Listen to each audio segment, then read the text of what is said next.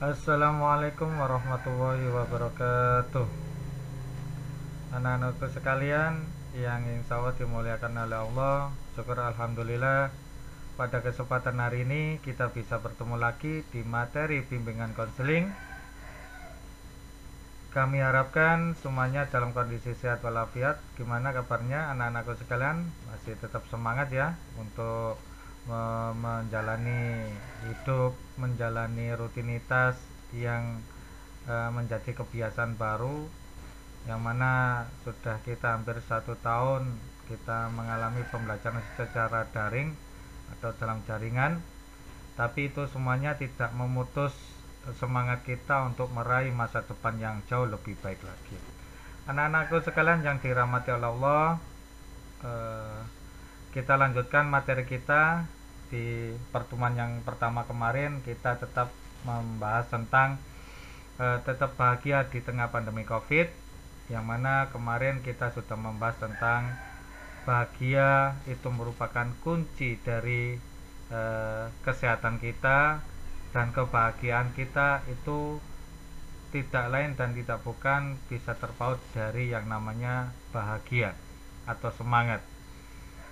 Kemarin sudah kita bahas tentang 7 tips yang akan kita bahas. Kita lanjutkan tentang tetap bahagia di masa pandemi COVID ini. Kita lanjutkan. Yang pertama kemarin kita membahas tentang memakan makanan yang bergizi dan menyehatkan untuk tubuh kita. Yang kedua sekarang yakni 7 tips untuk kita tetap bahagia, yaitu yang kedua olahraga untuk memperbaiki mood. Mood itu dalam artian adalah kesenangan, waktu senang ataupun menghilangkan rasa kebosanan dan lain sebagainya.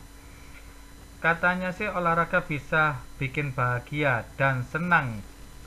Olahraga rutin bisa jadi salah satu solusi untuk meningkatkan mood dan memperbaiki suasana hati. Dengan olahraga kita bisa meredam dan mengelola emosi kita. Ingat, kalau kita emosi maka kita otomatis akan menambah penyakit yang ada di tubuh kita. Ketika kita berolahraga, otak akan melepaskan endorfin, adrenalin, serotonin, dan dopamin. Semua bahan kimia otak ini akan bekerja sama untuk membuat tubuh merasa lebih baik, sehingga kita akan merasa lebih tenang, nyaman, dan bahagia. Sekali lagi, lakukan yang pertama 7 tipsnya, yaitu makan makanan yang bergizi dan menyehatkan. Yang kedua, kita harus sering berolahraga untuk memperbaiki keadaan hati atau memperbaiki perasaan yang kurang nyaman. Dengan berolahraga insya Allah tubuh kita akan menjadi sehat dan kita akan kebahagiaan akan menyertai kita.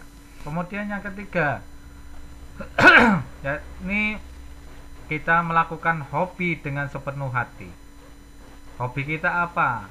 Dan kita harus menggali potensi hobi kita yang sekiranya membuat hati kita, membuat kebiasaan kita tidak jenuh dan sebagainya.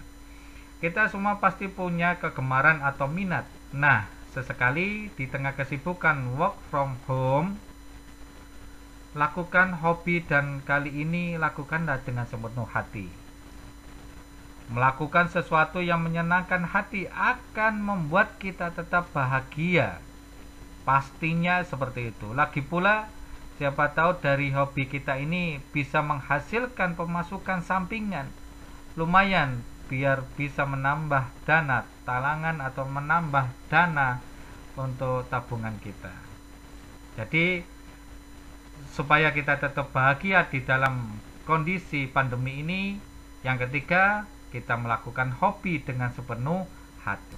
Kemudian yang keempat yakni kita akses berita update virus corona yang sepenuhnya saja. Jangan semuanya tentang corona kita makan semuanya informasinya, namun kita akses beritanya yang sepenuhnya saja. Waspadalah karena banyak sekali sekarang konten negatif beredar ketika kondisi sedang genting. Seperti sekarang ini, parahnya lagi konten-konten itu juga belum tentu benar. kadang hanya dibuat agar membuat heboh saja.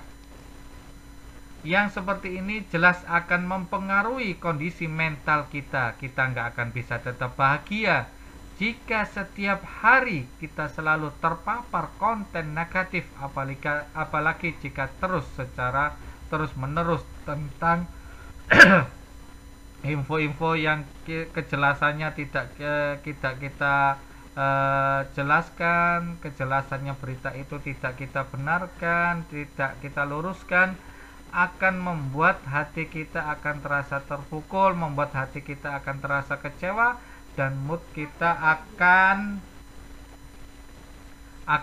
terpapar. Bisa juga kondisi kita akan menjadi sakit karena ada informasi yang kurang benar, mungkin ada informasi yang kurang berkenan, selalu kita baca semuanya, kita resap semuanya. Itu tidak akan membahagiakan kita. Anak-anakku sekalian yang dirahmati oleh Allah, itu tambahan materi yang pertemuan kedua kemarin yang baru kita sampaikan ini, mudah-mudahan materi yang sedikit ini ada guna dan manfaatnya.